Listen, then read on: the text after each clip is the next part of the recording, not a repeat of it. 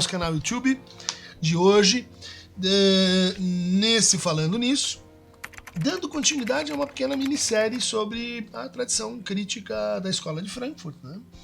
Hoje analisando perguntas, demandas em torno de Herbert Marcuse. Lembrando a vocês que temos aí essa parceria do canal com a Casa do Saber, envolvendo mais de 120 cursos, ficam disponíveis aí para vocês a partir do cupom Dunker10 e basta entrar então lá no site da Casa do Saber para ter esse acesso facilitado. É isso aí, gente. Então a gente tem Felipe Pavelho, 3144.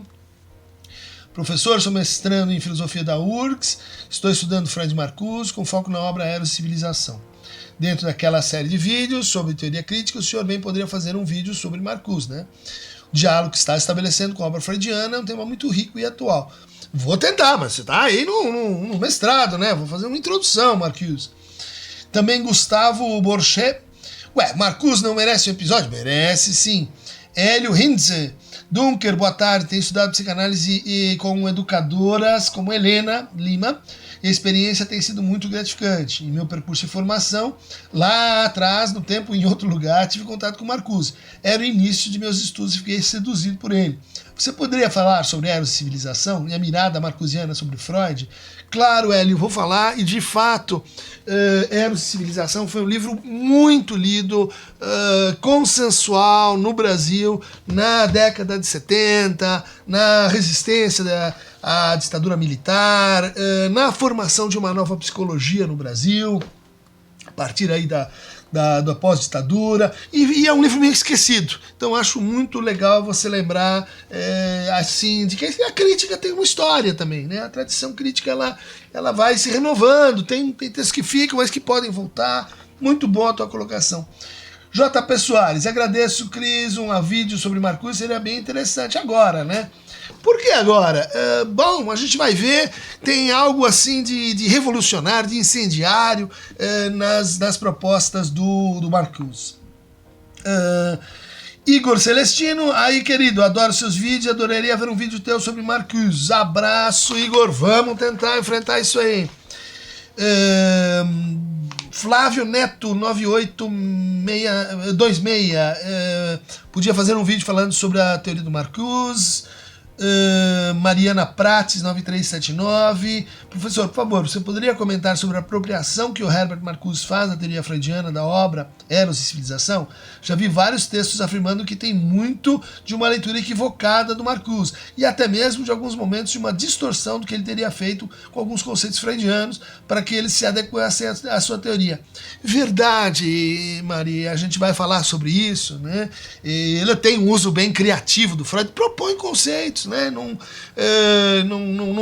força eles no Freud, mas diz que são criações dele mesmo, né? Eu lembro dessa polêmica que às vezes tem com a forma como Lacan leu o Hegel, né? Leu errado, mas se tornou criativo, mesmo a partir, vamos dizer assim, de equívocos de leitura, ou de exageros, ou de forçamentos. Há mais do que meramente, né, importação e rigor quando a gente fala na apropriação e no debate das ideias.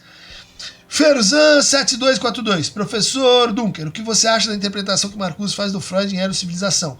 Pode fazer um vídeo sobre essa obra? Tá falando agora há pouco, né? É uma interpretação criativa, né? Uma interpretação que a gente pode pensar disso, né? O texto é de 55, 50 anos depois, né? 60 anos depois. É uma obra que tem que ter um recuo histórico. Então, vamos lá, gente, vamos fazer o possível. Apresentando o nosso autor de hoje, nascido em 1898, então ele é contemporâneo do início da psicanálise, descoberta da psicanálise, falecido em 1979, né? Um momento aí já depois do pós-guerra, né? Que começa a viver os primeiros impasses, as primeiras dificuldades da implantação desse sistema mundial, né, de governança, FMI, Bretton Woods, os diferentes sistemas jurídicos, né, as inovações na saúde mental, na saúde global, né, e o Marcuse pegou então esses dois momentos, né, o grosso do seu trabalho. Ele nasceu em Berlim, participou do Partido Social Democrata Alemão, vem para a universidade pelo Lukács, né? Então pela influência, né, que a formação do romance teve na sua juventude. Ele tenta justamente fazer uma tese sobre o romance e a arte na Alemanha. Se torna assistente, vejam só, né, em 28, de Martin Heidegger, em Freiberg. Esse grande expoente, escritor, né, do O Ser e o Tempo, com o qual ele começa a se atritar. Né? Então ele foi um dos primeiros a perceber que havia um problema ali na filosofia do Heidegger, que posteriormente vai ser reitor da Universidade de Freiberg durante o regime nazista. E ele tenta, que era um projeto assim comum naquele momento entre os intelectuais de esquerda alemães, né, que é extrair dos manuscritos econômico-filosóficos, que é uma parte jovem, né, do Marx, o que se poderia chamar assim uma teoria da mudança, uma teoria da revolução, né? O Marx falou muito pouco sobre isso, mesmo assim no manifesto comunista, né? Quer dizer, como é que acontece, o que o partido deve fazer, isso tudo foi uma elaboração mais posterior ao próprio Marx. E, portanto, havia em aberto essa ideia de como é que se constrói uma teoria da revolução e vamos olhar lá, então, os escritos do Marx para tentar extrair alguma coisa disso. Em 33, né, olha lá, esse momento de fermentação no nazismo na Alemanha, ele entra para o Instituto de Pesquisa Social, né, a Escola de Frankfurt, e em 53 e 60 se exila nos Estados Unidos, e vejam só que interessante, ele trabalha com uma organização que seria assim, um dos protótipos, né, da Agência Central de Inteligência americana, né? Então ele trabalha, não sei se como espião, como informante, né, como intelectual na reflexão sobre a política e cultura, né, de forma ativa. Em 58, e o pessoal vai talvez esquecer disso, né? Ele é um dos primeiros também a repudiar assim, explicitamente o marxismo soviético, né? Que hoje é assim um modelo dos críticos, né? Quando se fala em comunismo, não, olha o que aconteceu na União Soviética, olha o que aconteceu em Cuba, os casos históricos, né? Sem lembrar que isso em 58, marxismo e soviético, uma análise crítica, já tinha sido repudiado pelo próprio, né, um pensador de esquerda, Herbert Marcuse. Então não confundia as coisas, marxismo soviético e teorias críticas de esquerda em geral. Um livro muito lido dele, de 64, é Um Homem Unidimensional. Né? É um livro que, de certa maneira, está informando esse outro clássico, né? Mas aí não da teoria crítica, da teoria sociológica crítica americana, que é a cultura do narcisismo do Christopher Lasch. Né? E depois, mais tarde, o Declínio do Homem Público, do Richard Sennett. Depois, mais tarde, ainda acho que a gente poderia colocar o Bauman, né, e os seus líquidos nessa tradição, né? E que tem aqui um braço, né, um pé pelo menos, no Homem Dimensional do Marcuse. Depois ele escreveu trabalho sobre utopia, sobre psicanálise política, né? E acho que ele foi um dos primeiros a assim, massivamente aproximar essas duas áreas, ainda que ele repudiasse a prática, né? Uma prática que estava muito associada para ele com os estudos introduzidos pelos revisionistas, a gente vai ver no Adorno também. Para ele a prática era uma prática de adaptação, de conformidade, uma prática de ajustamento. Então o paciente vem sofrendo com conflitos sociais, com desemprego, com patriarcado, com opressão de gênero, e a psicanálise faria uma espécie assim de acomodação, de conformação, que tornaria essa pessoa mais feliz, porque menos capaz de lidar e aceitar que essa é uma conflitiva que a ultrapassa. Isso muito focado na ideia de que a experiência psicoterapêutica, ela é primeiro uma experiência de saúde e segundo uma experiência individual. né? Então ali você tem duas pessoas, só pode ser algo que vai afastar o sujeito do interesse no coletivo, vai afastar o sujeito do interesse nas questões públicas, vai afastar o sujeito da história, né? No sentido mais amplo, que muitas vezes é a matéria-prima daquilo que ela está sofrendo. Então o Marcuse tem esse caminho aí, ao final ele tenta fazer síntese sobre a teoria crítica, né? Volta para a Alemanha, e ele tem um papel muito, então, destacado nas revoltas que formam, então, contracultura dos anos 70. Na Califórnia, nos Estados Unidos, Marcuse é muito lido. Em maio de 68, muita gente lia o Marcuse, porque ele justamente tinha se interessado por essa ideia de o que fazer, né? Como é que a gente age a partir de uma interpretação crítica sobre a cultura, sobre a sociedade e sobre a política. Vamos então nos focar no livro aí que foi encomendado, Eros e Civilização, uma interpretação filosófica do pensamento de Freud, né? A gente também tem essa genealogia para colocar, né? Ele está dialogando com gente como Politzer, gente como Sartre, que também fez uma interpretação filosófica e crítica da psicanálise, como o Bakhtin, né? Que dentro da filosofia da linguagem fez uma interpretação crítica da psicanálise, como depois Lucien Sèvres vai fazer isso na França também.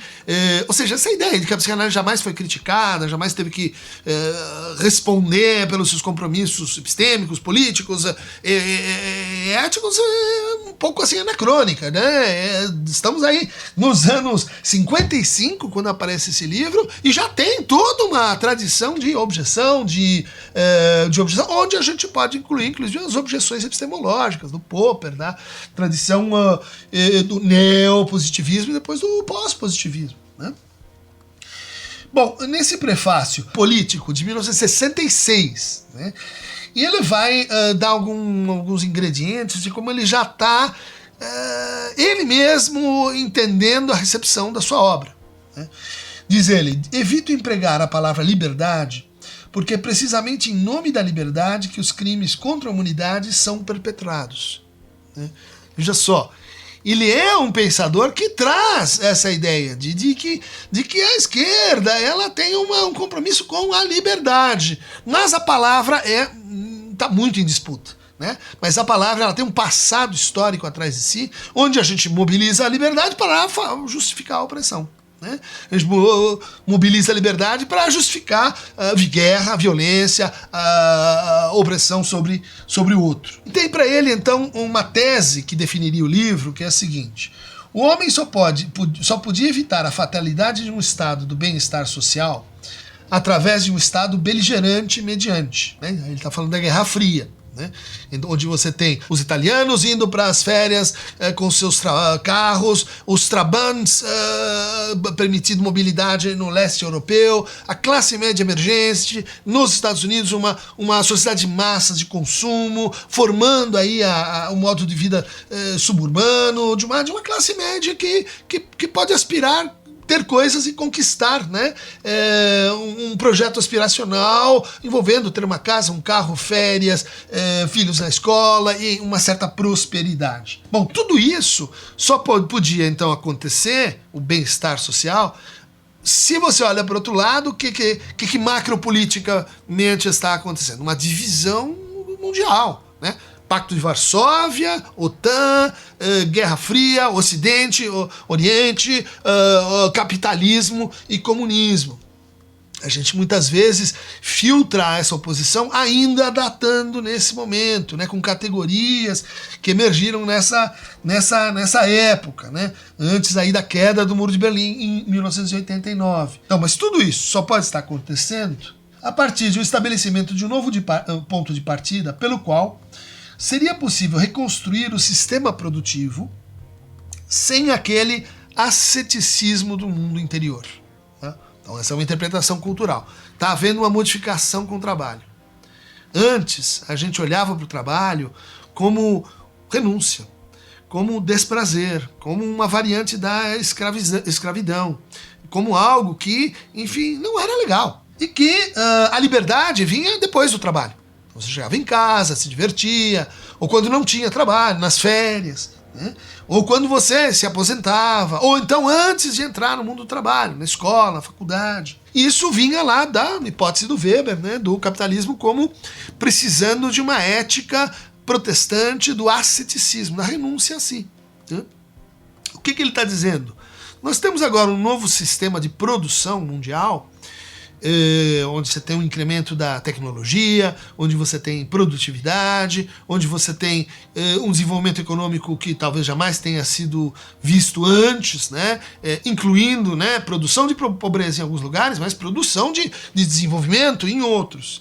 E isso demandaria, então, uma revisão dessa nossa atitude geral com o trabalho, em que a gente pudesse olhar, não só para o trabalho, mas para a vida, recolocando, né, o lugar do prazer, né? Eros e civilização. Ele interpreta Eros, o Eros freudiano, muito assim, em série com a ideia de busca pelo prazer. Daí que um dos conceitos mais tematizados aqui seja o conceito de princípio de realidade, que para o Freud se opõe, mas se opõe meio dialeticamente ao princípio do prazer. O que o princípio da realidade dizia é prazer não agora, prazer depois. Prazer adiado, prazer diferido, prazer metaforizado, prazer historicizado, prazer simbolizado, né? Esse é um conjunto de ideias que pode se afinizar com renúncia, mas pode não se afinizar com renúncia, pode se afinizar com prazer durante o processo. Não oposição, né? Trabalho, prazer. Mas trabalho e prazer, né? Vida e trabalho, numa espécie de articulação de verzono, né? De reconciliação. Né? Esse é o projeto que dá para o Marcuse um sabor assim que a gente vai encontrar em poucos teóricos críticos, né? Que é o sabor do otimismo. Que é o sabor da alegria, que é o sabor do... Olha, gente, vamos procurar novas formas de vida onde o prazer seja uma coisa importante para as pessoas, nas suas decisões, nos seus casamentos, nos seus laços de gênero, nas suas relações de amor, enfim, uma luta contra tudo aquilo que limita indevidamente o prazer. Isso implicaria... Então, dependeria de um montante de trabalho efetivamente realizado que torna supérfluo, que vai se tornando, né, supérfluo, dispensável e sem significado.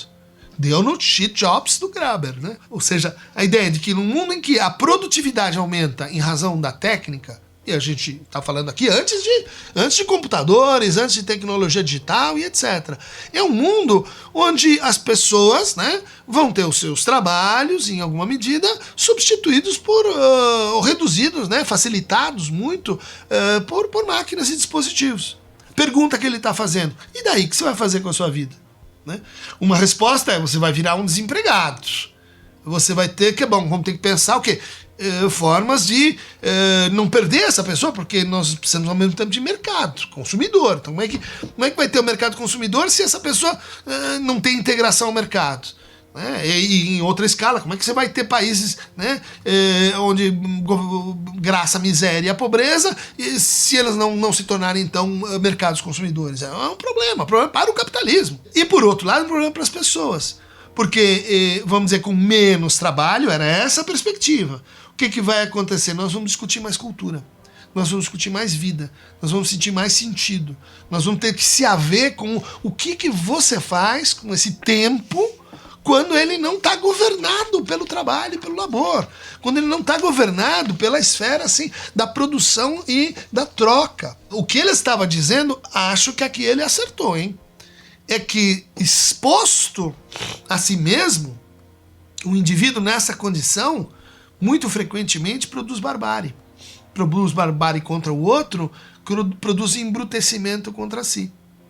Isso vai estar reaparecendo lá no Bürger, vai aparecer no Greenberg, que são teóricos da arte, né, que dizem assim, se você faculta lazer para as classes historicamente menos favorecidas sem mediação, isso dá em fascismo. Ou seja, a ideia de o prazer ele se autogoverna, no sentido de encontra, né, sentido e comprometimento e uma vida sustentável e boa, não é natural, né? Ela não acontece sem um outro tipo de trabalho. Vamos chamar esse outro tipo de trabalho como um trabalho psíquico, né? Alguns podem dizer assim, não, isso é a raiz do que hoje a gente discute como cuidado, né? Vai aparecer lá no Foucault, como cuidado de si, né? Como uma espécie de, assim, o que você faz com a sua vida? Você faz gestão da sua vida? Ou você cuida da sua vida? Você faz a sua vida, você organiza a sua vida? Ou você se inclui num projeto que te ultrapassa, né? Seja um projeto comunitário, institucional, seja por algum tipo de legado. Como é que você lida com esse excedente, vamos dizer assim, que não é mais um excedente de produção, estava na origem do capital, é um excedente de vida, é um excedente de tempo, né? E o que ela diz é que esse excedente, então, vai ser, o capitalismo vai olhar para isso e vai dizer assim, por que eu não posso colonizar isso também? Né? Por que eu não posso colonizar os afetos? Por que eu não posso colonizar as relações íntimas? Por que eu não posso colonizar aquilo que é da esfera do psicológico? Onde o Marcuse vai encontrar uma resistência a isso, né? Olhando ali as teorias psicológicas disponíveis na psicanálise. E daí ele vai fazer e começar o livro por uma revisão de um texto do Freud que, de certa forma, estaria para ele ligado a esse mundo pré-transição, né? Esse mundo anterior às guerras mundiais, esse mundo onde o trabalho e a escravidão ainda estão muito, muito, muito ligados, né? Por isso o Freud pensava assim, por quê? Porque o trabalho na época dele era posto dessa maneira. Então a gente precisa rever um mal-estar na civilização. E aqui muitos críticos vão dizer, esse foi um erro do Marcuse, porque no fundo quem estava certo era o Freud, né? A escravidão prosperou num outro sistema de colonização de corpos e de almas. Mas vamos ver a crítica do Marcuse. Ele diz assim, felicidade não é um valor cultural. Segundo lugar, a intensificação do progresso se fez até aqui sem a intensificação da liberdade como valor, né? Nesse sentido, ele está pegando lá esse valor dos liberais. Sim, queremos liberdade, só queremos uma liberdade com outra qualificação, né? Porque ele está associando aqui, de forma um pouco forçada, né, civilização e repressão, né? O Freud diz isso lá no Mal-Estar, mas não é tão sem dialética assim, né?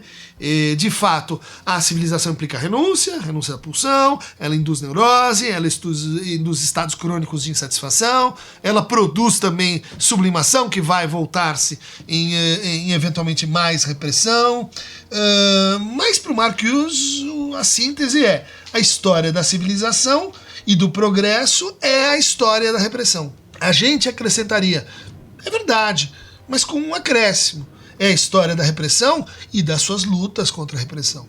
Da repressão e seus momentos de liberdade. Da repressão e daquilo que a gente também pode construir contra a ideia de repressão, né? Enquanto soluções de felicidade que o Freud elenca em Mal-Estar, né?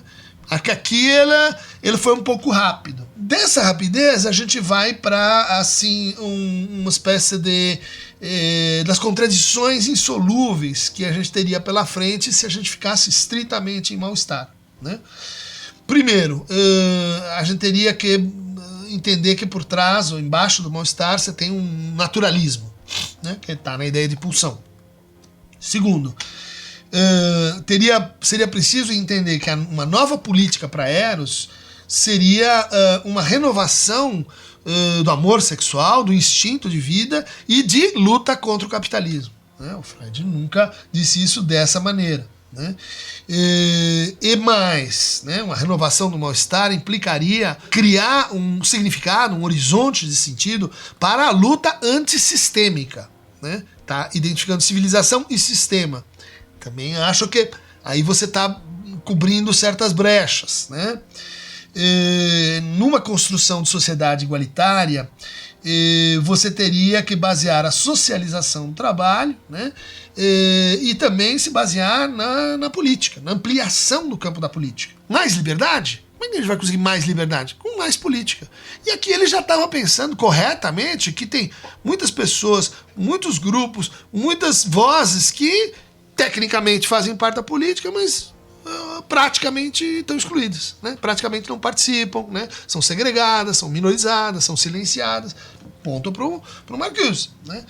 Outra contradição a superar seria a adequação entre os conflitos entre indivíduos, né, e as exigências da civilização, ou seja, a individualização dos conflitos e a história dos conflitos de classe. Então ele põe aí no horizonte como lidar no indivíduo com essa dupla exigência, né? Ele está inscrito em classe, ele está inscrito numa trajetória que é coletiva e ele, ao mesmo tempo, está aderido aos seus interesses, vamos dizer assim, mais idiosincráticos, singulares, como a gente quiser chamar. Portanto, a contradição não é entre o indivíduo e a sociedade, mas ela está dentro do indivíduo, né? Ela se dá dentro do indivíduo, entre o coletivo e o que você poderia dizer assim, o indivíduo como ele mesmo, como ego.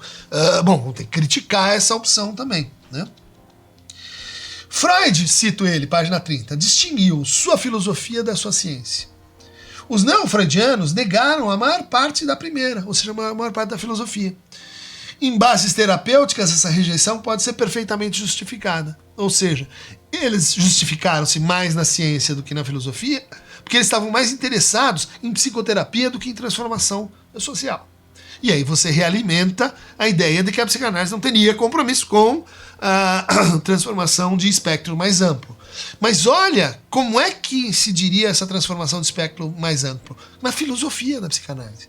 Ou seja, naquilo que ele está reconhecendo como certas ideias metapsicológicas, conceitos fundamentais, movimentos críticos, realizados, então, pelo próprio Freud e desfeitos pela tradição que ele chama de revisionista, né? Erich Fromm, Karen Horney, Erik Erikson, que são autores que muito legitimamente estão apontando um certo anacronismo na teoria cultural do Freud, né? Quer dizer, a inveja do pênis, a influência do patriarcado no conceito complexo de Édipo, as tais fases, né, organizações do desenvolvimento, será que elas são universais, oral, anal, fálico, acontece nos índios Dakota, acontece nos índios Sioux, como acontece nesses lugares, quer dizer, uma série de questões pelas quais a antropologia norte-americana, que albergou e recebeu a psicanálise, Gardner, Margaret Mead, depois Bateson, vai, vamos dizer assim, combinar com exigências de uma certa antropologia,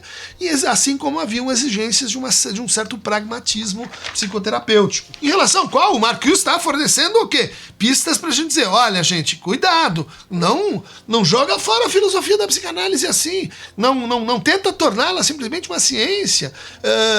Veja que tem algo de crítico, inclusive de crítico da ciência, que a gente precisa levar em conta, né? Mas aí ele começa então a sua revisão, né? Ele começa a sua leitura, é um livro que relê o Freud, né? Então ele vai dizer, de um lado tem as hipóteses filogenéticas, totem e tabu, que seria o quê? Um mito sobre a origem da civilização repressiva. E por outro lado você tem a ontogênese. Essas são categorias que são presentes no Freud, mas ele está dando grande potência para isso, porque o debate da época, nature, nurture, fazia disso assim um tópico palatável. Ele vai distinguir dentro da ontogênese do indivíduo, né? Ou seja, da sua infância até a sua existência social consciente. Não, isso não tem no Freud, né? Mas ele está introduzindo. Dos instintos sexuais e autopreservação do eu, a libido narcísica onipresente. Essa expressão não tem no Freud, mas ele tá aderindo, né? Onde tem individualismo, tem narcisismo, e isso está onipresente na nossa cultura. E a oposição entre vida e morte, que ele diz assim, olha, não sei se vou aceitar isso aí, né? Porque no fundo seria melhor pegar uma coisa que o Freud fala no Mal-Estar, mas ele fala meio criticamente, que é um princípio que ele... no debate com o Roland Roman, que é um grande humanista, né, que estava lá interessado pelas coisas do Oriente. Eu fui lá visitar a biblioteca Romain Rolland, em Pont-de-Cher, no sul da Índia, onde você tem aquela experiência incrível, né, dos místicos, reformadores sociais indianos, né, Gandhi, inclusive. E nesse contato do Romain Rolland com a cultura oriental, ele trouxe, né, o argumento de que a gente teria como horizonte de socialização e de superação de conflitos sociais a ideia do nirvana, né, o princípio do nirvana. Freud fala desse princípio. o princípio Kurt Cobain antes da existência do nosso conjunto de rock. E o Marcuse diz assim, eu acho melhor falar em princípio do Nirvana. O Nirvana, ele é uma versão da morte, né? No sentido da perda da individualização, perda do sujeito, perda da dissolução do ego, né? Superação do egoísmo, mas sem o caráter, vamos dizer assim, destrutivo que tinha essa noção quando o Freud diz, olha, o Nirvana no fundo é um caso particular, talvez, não da pulsão de vida, mas da pulsão de morte enquanto autodissolução, né? Enquanto fragmentação da unidade. O Marcuse vai falar, vai usar, né, uma expressão do Freud, né, que aparece, que é a ideia de rebelião. O ego se rebela, as pulsões se rebelam, né? E ele vai trazer isso para a seguinte formulação. O princípio do prazer é uma tendência a serviço de uma função. Isso é textual no Freud, é de fato. Qual é essa função? Libertação das excitações, né? As excitações vão se acumulando e eu preciso encontrar destino, eu posso ir para descarga, eu posso ir para repressão, recalque, eu posso inverter isso narcisicamente, eu posso sublimar, mas o problema é que eu tô saturado por excitações, eu preciso me livrar dela. O Marcuse pega esse uso e diz assim, então tá aqui o modelo para a libertação em geral, né? Não só das pulsões, das excitações, das exigências da vida, mas aqui a gente tem um modelo de conceito de liberdade no Freud, né? E que ele vai desdobrar, e de fato tá isso no Freud, na página 37, nas duas categorias, né, Ananke e Lebensnot. Ananke vem do grego, quer dizer necessidade, né? E Lebensnot quer dizer as necessidades da vida, né? O ego tem que se haver com isso. E daí ele lê ego e superego a partir desses dois grandes exigências, não são princípios, né? Ele está fazendo algo parecido com o que o Lacan vai fazer também, que é criticar a noção de necessidade, criticar assim, o seu fundamento biológico, né? A sua universalidade, né? Mas a necessidade é igual para todos? Não, as necessidades variam conforme cada um pode e tem as suas necessidades, né? Num outro sentido, no sentido de carência, de falta. E para, então, redesenhar essa configuração da liberdade, ele introduz dois novos conceitos. O conceito de mais repressão, né? Que é requerido justamente para você manter a dominação social no momento em que você já não tem aquela dominação pela necessidade do trabalho. Nós não precisamos trabalhar tanto. E agora? Como é que eu mantenho lá então, as classes médias emergentes? Como é que eu faço com que elas não queiram mais tanta liberdade? Já tiveram alguma. Se contentem com isso. Vamos reforçar a família monogâmica, vamos reforçar a família patriarcal, vamos dizer, ó, tem princípios que vêm lá do passado, princípios teológicos, antropológicos, do pai, etc., que você tem que respeitar, tem que respeitar e não tem como. E a manutenção disso para manter a divisão hierárquica do trabalho. Por que você manda em mim aqui dentro do trabalho se eu sei fazer mais do que você? O segundo princípio introduzido pelo Marcuse vem da ideia de princípio do desempenho, que seria assim uma forma histórica, isso é muito importante para a teoria crítica, né? Pegar os conceitos freudianos e encontrar onde eles se ajustam historicamente. E o princípio do desempenho seria uma dessas traduções do princípio de realidade, né? Seria uma versão marcusiana do princípio de realidade. E a ideia de aumentar o desempenho, vejam só, ela é ambígua na sua origem, porque pode ser, assim, aumentar o desempenho do prazer, aumentar o desempenho na satisfação. Ok. Mas pode ser também aumentar o desempenho no trabalho.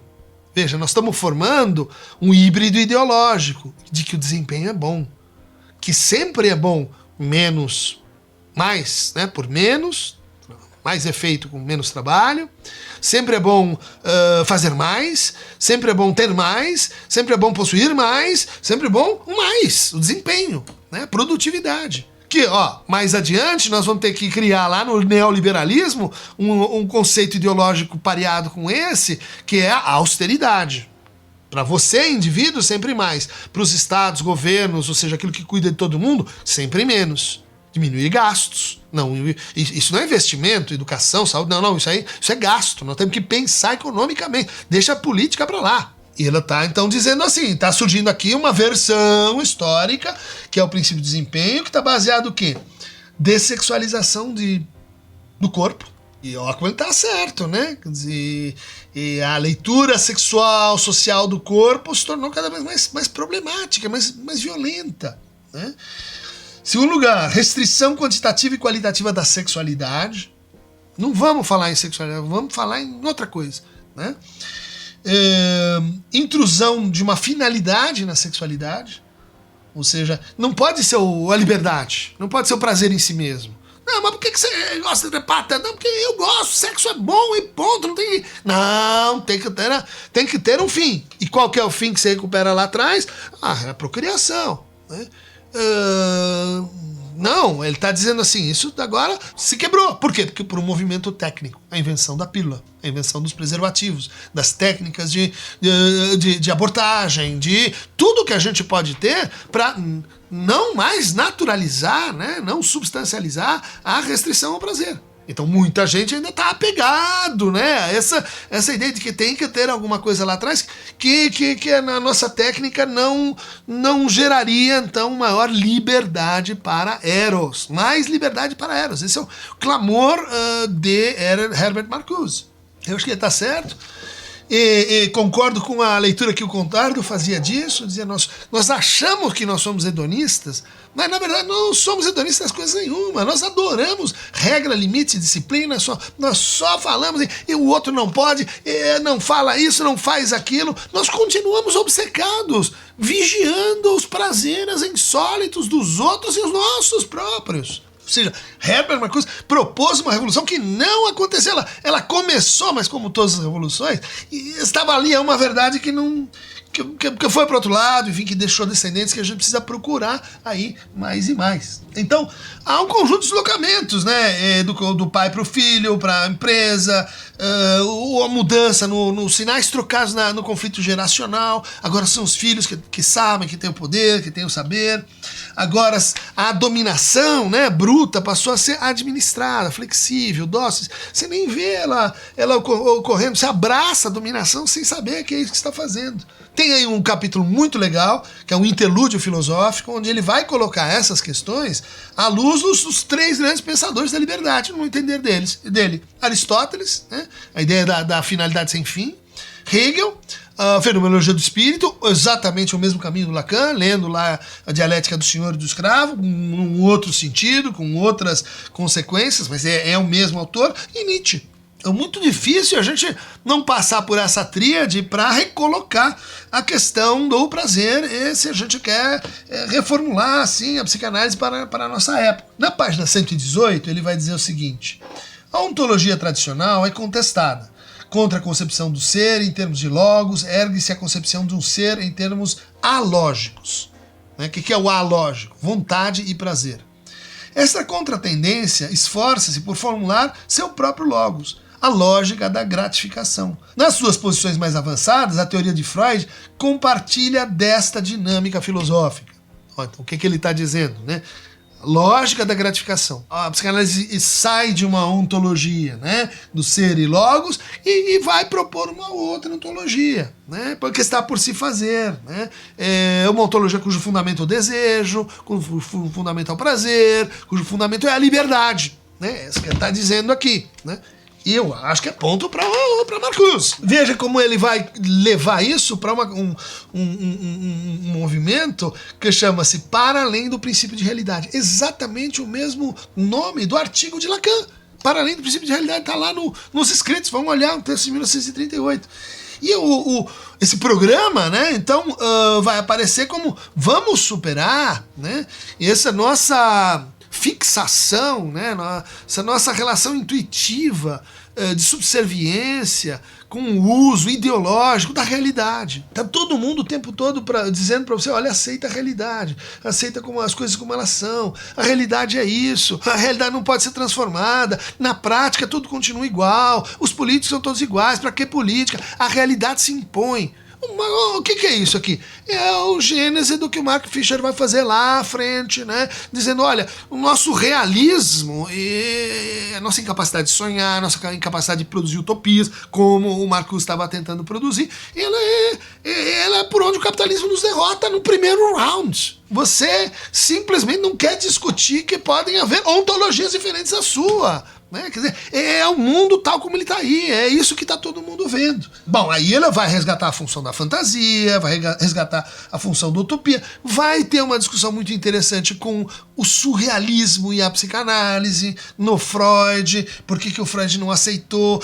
Porque ele não percebeu que o surrealismo também era um movimento que buscava uma experiência de liberdade. E ela junta os dois, acho que está muito certo, a gente esquece das raízes no Lacan. O Marcuse não faz alusão ao Lacan, mas no Lacan a gente tem essa raiz crítica ligada ao surrealismo, que, bom, a gente já esqueceu. No capítulo sobre a dimensão estética, né, que é por onde começa a revolução, para a gente mudar nossas teses, né, mudar nosso regime de relação com as sensações, com as percepções. Né. E ele vai então mobilizar Orfeu e Narciso, Prometeu e Pandora, para dizer assim, olha, nós precisamos de mitos mais dionísicos, né? Nós precisamos de mitos, e nisso ele está com Nietzsche, né? Nisso ele está com uma certa leitura do narcisismo que muita gente vai dizer, opa, você vai ser jantado por esse conceito, hein? Vai brincando com ele que ele come você. Mas foi por onde ele conseguiu isso ir naquele momento, né? Pensando uma revolta contra o trabalho como labuta, uma revolta contra o princípio de desempenho, uma revolta contra os símbolos de uma atitude erótica, né? Sempre baseada na repressão de outros erotismos. Né? Ele vai construindo aquilo que ele chama de imagens da grande recusa. Né? O pensamento crítico e a psicanálise fariam parte dessa... Bom, gente, tem um sentimento antissistema, como chama isso? Não para tudo isso que está aí. Olha só o que a gente está reencontrando, né? Sim, a atitude crítica ela começa por esse não. Mas se ela ficar aí, ela se torna conservadora. Se ela ficar aí e imaginar assim que é no próximo passo que você vai resolver, ela se torna conservadora. Se ela ficar aí e esquecer da sua história, ela se torna conservadora. Como a gente também está vendo.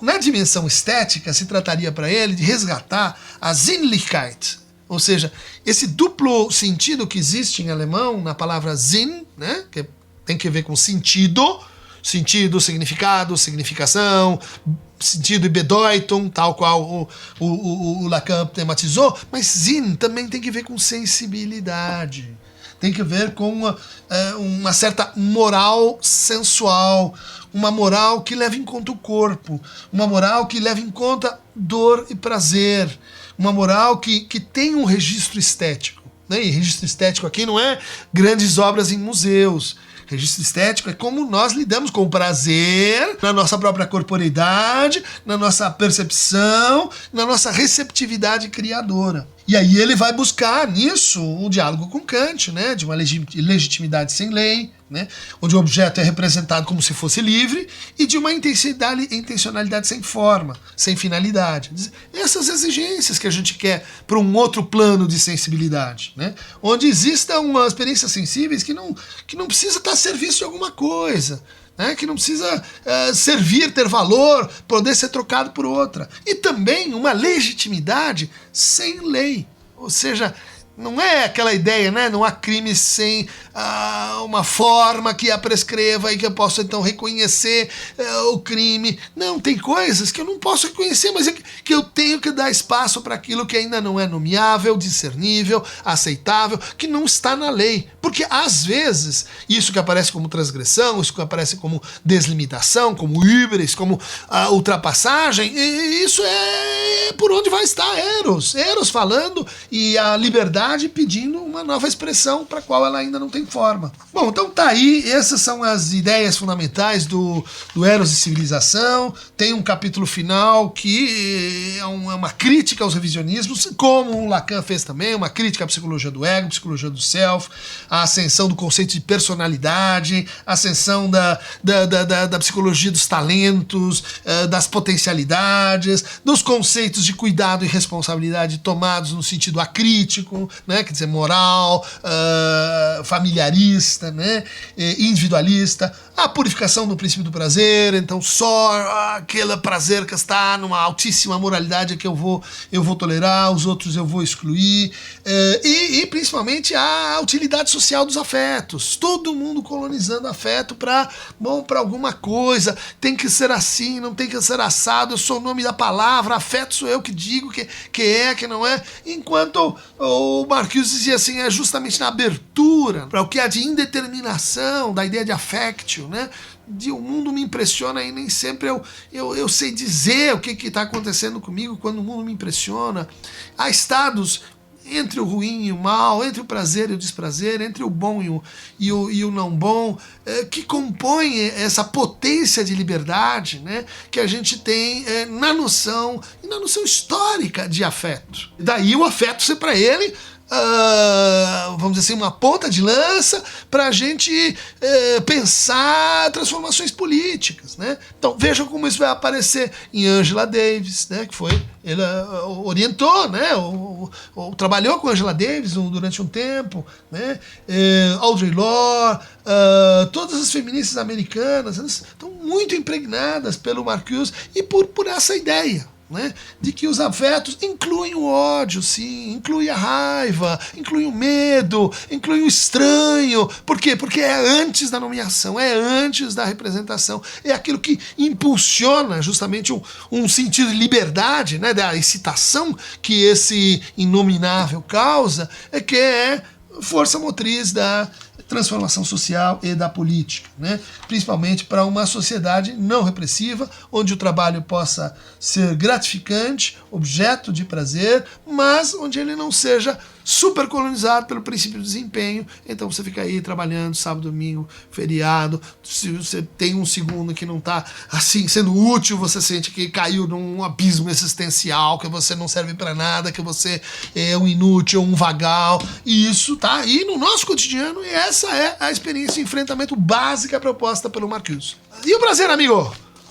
E o prazer, amiga? Em que lugar tá tendo na sua vida? É lá, quando termina? No resto? Quando sobra? Não, senhor. Clica aqui na canoa de Aqueronta, que você vai ver que ela é uma canoa cheia de prazeres dionísicos, de ilhas de Circe, de comedores de lotos, de prazeres insólitos, desconhecidos, prazeres em devir, prazeres revolucionários, prazeres que nos levam à alegria, mas também à tristeza, prazeres que nos tornam humanos e livres. Tchau, tchau.